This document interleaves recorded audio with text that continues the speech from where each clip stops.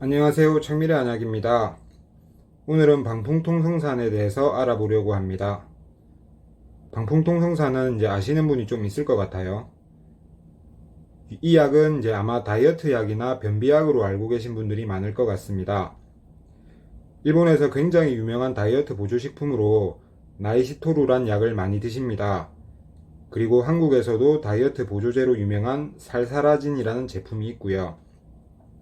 두 가지 다 이제 방풍통성산이라는 처방이고요. 또 병원에서 이제 다이어트 약 처방 받으실 때도 나비약과 함께 자주 들어가는 한약 처방입니다.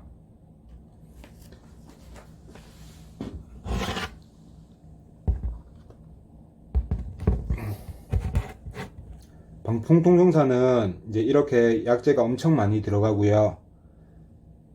총 18가지나 들어가는 처방입니다.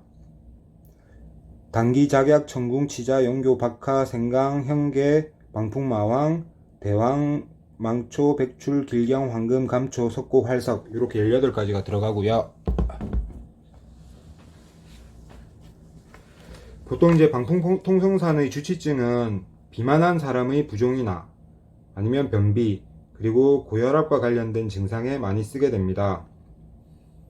이 중에서 이제 다이어트에 도움이 되는 약재는 마황이라는 약재와 대황, 망초, 석고, 활석이라는 약재가 있겠고요. 대황은 자극성 하재, 망초, 석고, 활석은 삼투성 하재 역할을 해서 이제 배변 활동에 도움이 되는 약재이고요. 한방적으로 이제 체내의 열을 꺼주는 약재이기도 합니다. 그 다음으로 이제 볼 것이 마황이고요. 마황은 이제 한방 다이어트에 빠지지 않고 등장하는 약재죠. 주 성분은 에페드린, 슈도에페드린이고 이제 에페드린의 경우에는 인체에 이제 들어가면 자율신경계 중에서 이제 교감신경을 항진시키는 작용을 합니다. 말초로 들어가게 되면 이제 지방을 태우고 신진대사를 높이는 작용을 하고요. 중추로는 이제 식욕을 다운시키는 작용을 합니다. 이러한 효과들 때문에 이제 운동선수들이 부스터용으로 많이 먹는 성분이기도 하고요.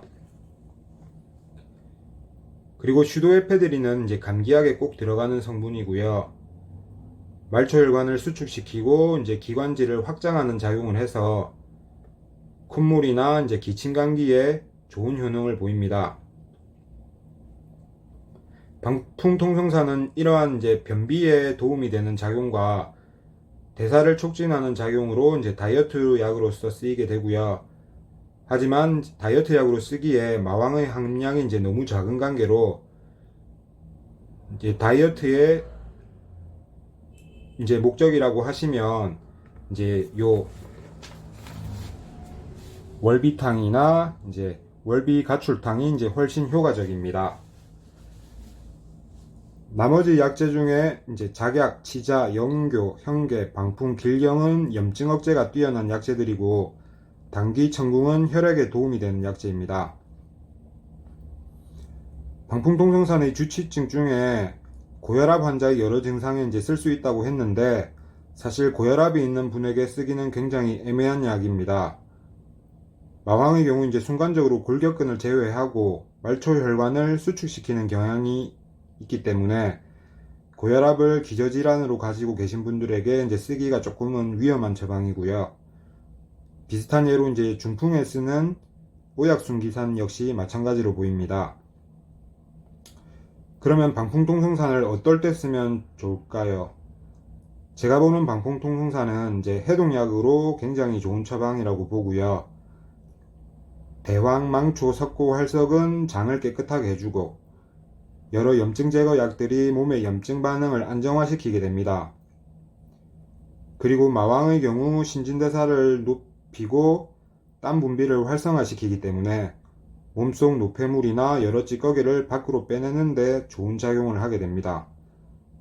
그래서 이제 각종 면역질환이나 염증질환에 조금 좋은 처방이라고 생각이 되고요.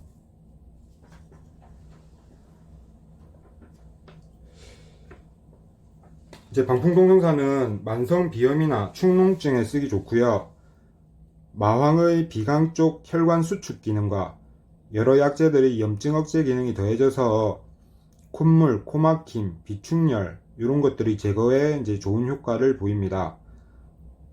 그리고 또한 각종 피부 질환에 좀 유의미한 효과가 있습니다. 아토피나 건선 등 피부 질환에 보통 이 현계연교탕이란 처방을 많이 씁니다. 방풍통성선과 비슷하게 염증 억제에 이제 뛰어난 약재들이 많이 배치된 처방이고요. 방풍통성선과의 큰 차이점은 이제 마왕의 유무입니다.